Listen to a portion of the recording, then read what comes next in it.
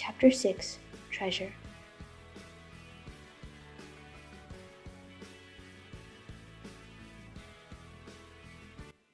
Snatching her dagger from her belt, Jasmine spun around. A man was standing, watching her. It was the dark, clever-faced man who had tried to talk to her in the entrance hall of the palace. He must have moved as silently as a cat, Jasmine thought, for neither she nor Cree had heard him approach. The man smiled, white teeth flashing against his brown skin. The smile made him look younger than Jasmine had thought at first. In fact, it was hard to tell what age he might be. His body was lean but strong, his face unlined. His hazel eyes were clear and amused. His straight black hair was long and tied back in a band. He took a step towards her. "Keep back," Jasmine muttered warningly, holding her dagger so it flashed in the shaft of sunlight. The man stopped and held his arms away from his body to show that he held no weapon. "I mean you no harm," he said, without the slightest sign of fear. "I have a favor to ask of you." "Speak, then," said Jasmine, admiring the coolness in spite of herself. "I have a friend who has something of great value to give the king," said the man. "I have been waiting in the palace on his behalf for many days. I followed you in the hope that you would help us." Jasmine laughed bitterly. "If you think I have influence with Leif, you are very much mistaken," she said. "You would do better to go back to the palace and stand in line again." The man raised one eyebrow. "I have had enough of standing in line," he said. Jasmine nodded slowly. She recognized in this man a fellow spirit, someone who disliked rules and went his own way. But the last thing she needed now was to become entangled in another problem connected with the palace. She had to plan and prepare. "Let me take you to see my friend, I beg you," the man said. "The treasure he's been guarding is priceless. Believe me, the king will be grateful." Jasmine had no wish to earn Leif's gratitude. She wanted never to see him again. Yet, if this man was speaking the truth, and his friend's treasure was indeed valuable, it would cause a great sensation in the palace. And a sensation was what she needed. She was too well known to travel all the way to the Shadowlands border without being recognized.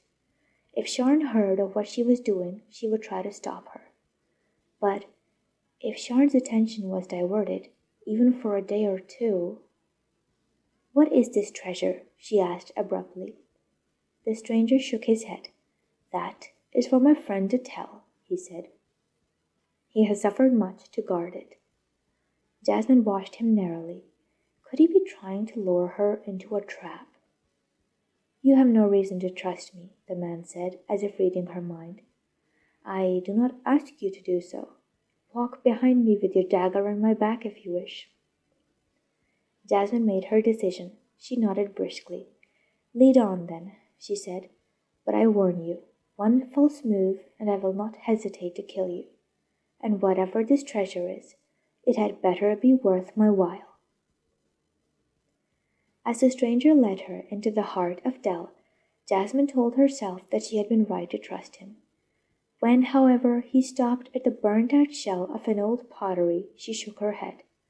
"Do you really expect me to enter that place with you?" she exclaimed. "I am not so foolish." The man sighed. "No doubt you have good reason to be suspicious. But I am the last person likely to be a threat to your safety. Fighting and weapons do not appeal to me in the slightest. My friend lives within." "Tell him to bring the treasure out to me," Jasmine ordered abruptly. "He will not do that," said her companion. "He does not believe Del is safe." Tired of the argument, Cree squawked loudly, left Jasmine's shoulder and flew into the air. Jasmine nodded. "Cree will follow you," she said. "I will wait until he brings me word that all is safe." The man looked up at the circling bird and gave a low whistle. "So the stories are true," he murmured. "You do talk to birds." Jasmine did not answer. The man shrugged and climbed through a gap in the ruined wall. Cree soared after him. Soon Both of them had vanished from view. Minutes crawled by. Suddenly nervous, Jasmine looked behind her, but the street was deserted. Then she heard a harsh cry and saw a black streak racing towards her, dark against the sky. Philly chattered excitedly and scurried out from under Jasmine's collar. "Yes, Philly, it seems that we are to discover treasure after all," Jasmine said. Despite everything, she felt a small thrill of excitement. She climbed into the pottery and began picking her way through the blackened rubble inside. The stranger was waiting for her beside a gaping hole in the floor, near the back of the building. With him, sitting on a large chest made of woven cane, was a frail, white-haired old man. Seeing Jasmine approach, the old man struggled to his feet. When she reached him, and he was able to see her clearly, he looked rather surprised. "Are you sure this is a lady of the palace, my boy?" he asked in a piercing whisper. His companion smiled. "There is nothing more certain," he said. "This is Jasmine, who helped King Leif restore the belt of Deltora. We are greatly honored by her presence." Jasmine squirmed and darted him a furious look. His smile did not waver. The old man nodded gently. "Of course, times have changed," he murmured. "You do not have the leisure for plaited hair, fine clothes, and trinkets now. So much the better, perhaps." With great dignity, he bowed low to Jasmine. "Thank you for agreeing to see me, madam," he said. "I have come out to greet you, for I fear the steps of our home are very steep." He waved his hand at the hole in the floor, and Jasmine realized that it was in fact a trap-door that led down to a deep cellar. She had hardly taken this in when the old man was speaking again. "I have waited long for this moment," he said.